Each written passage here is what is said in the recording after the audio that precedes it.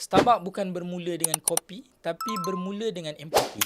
Kita boleh boykot Starbucks, tapi ada benda yang bagus kita boleh belajar daripada Starbucks.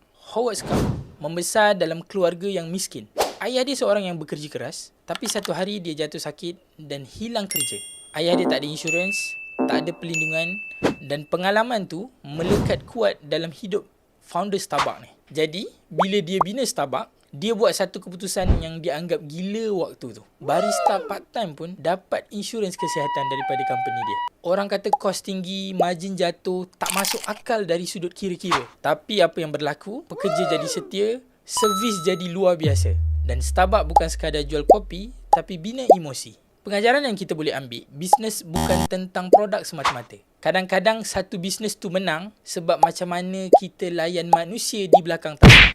Kalau anda pemilik bisnes, soalan saya kepada anda, adakah anda membina sistem atau anda membina manusia?